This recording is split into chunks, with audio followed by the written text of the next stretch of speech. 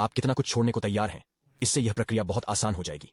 बिल्कुल, इस बात पर अड़े रहना और इस बात पर जोर देना कि ऐसा नहीं हो रहा है, यह सबसे बुरी चीज है जो आप कर सकते हैं।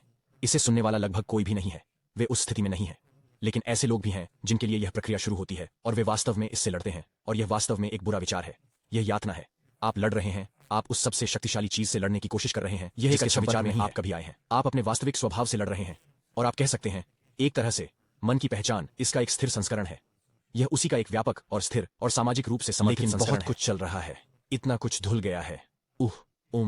मन में इरादा और एजेंडा और ऊर्जाएं इतनी अलग अलग दिशाओं में जा रही हैं कि यह एक तरह से स्तब्धता में बदल जाता है।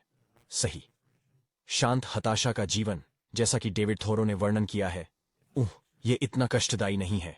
लेकिन जब आपकी पहचान खत्म होने लगती है और विरोध करने के लिए कुछ भी नहीं बचता है, तो उसके खिलाफ संघर्ष करने की कोशिश करना कष्टदायी होता है। आपकी इच्छा एक प्रकार की आग बन जाती है और आप इसे स्वयं पर उपयोग कर रहे हैं। यह बिल्कुल अच्छा विचार नहीं है। तो वैसे भी इस प्रक्रिया का सक्रिय रूप से विरोध करना कोई अच्छा विचार नहीं है।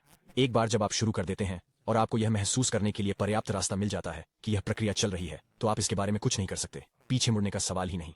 तब आपको वास्तव में अपने आप को इसके लिए समर्पित कर देना चाहिए, क्योंकि अन्यथा आप जो कर रहे हैं वह यह है कि आप केवल अपने लिए और अधिक पीड़ा पैदा कर रहे हैं, और इसे आपको आश्चर्यचकित करने के लिए तैयार रहना चाहिए।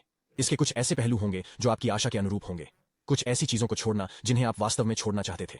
लेकिन इसके कुछ ऐसे पहलू भी होंगे जिनकी आपने आशा नहीं की थी, और आपने बिना इसका एहसास किए मान लिया कि ऐसा नहीं होगा। यह वह चीज छीन लेता है जिसके बारे में आपने सोचा था कि यह आपको देगा। उदाहरण के लिए इसके साथ चीजें स्थिरता की भावना, पूर्वानुमान की भावना जैसी हैं।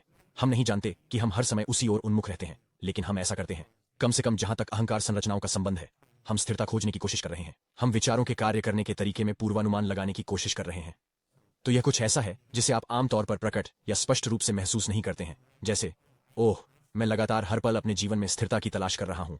लेकिन कुछ हद तक आप हैं। जिस हद तक विचार प्रक्रियाओं के भीतर पहचान है, हम वही कर रहे हैं। हम उतरने के लिए जगह, रहने के लिए जगह ढूंढने की कोशिश कर रहे हैं, और हम इसे भौतिक सुरक्षा के साथ जोड़ रहे हैं। यह शारीरिक सुरक्षा के समान नहीं है, लेकिन पहचान के कारण हम इसी तरह उन्मुख हैं।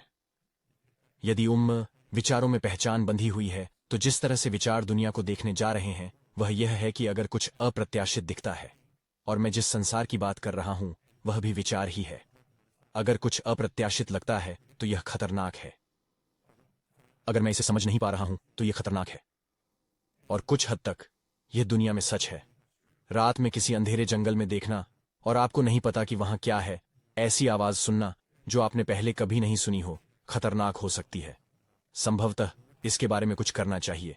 लेकिन जब हम पहचान के बारे में बात कर रहे हैं, जब हम उसमें जाने देने की बात कर रहे हैं जिस पर आपने कभी सचेत रूप से कदम नहीं उठाया है, और आप डर महसूस करते हैं, उसके पीछे या उसके साथ आता है, तो निर्देश है डर महसूस करना ठीक है। मैं यह नहीं कहने जा रहा हूं कि आप सुरक्षित हैं, लेकिन मैं यह कहने जा रहा हूं कि इस तरह उन्मुख होना ठीक है, और यह बहुत सारे बदलावों के साथ आता है, या यह हो सकता है हमेशा नहीं। तो अज्ञात में प्रवेश करना, पूरी तरह से अज्ञात में जाना इस सौदे का हिस्सा है, और यह कुछ ऐसा है जो मैं नहीं जानता। विरोध न करना लगभग असंभव है, कम से कम पहली बार, या थोड़ी देर के लिए, या अनजाने में। लेकिन एक बार जब हम प्रतिरोध के हस्ताक्षर को पहचानना शुरू कर देते हैं और महसूस करते हैं, ओह, मैं इसका विरोध कर रहा हूं क्योंकि यह अज्ञात है, लेकिन यह ठीक है। मुझे अभी कुछ भी जानने की जरूरत नहीं है। मुझे अभी किसी भी चीज की ओर उन्मुख होने की आवश्यकता नहीं है। हमने बस एक सप्ताह बिताया जहां हमें उस चुनौती को स्वीकार करने के लिए वास्तव में किसी भी चीज की ओर उन्मुख नहीं होना पड़ा।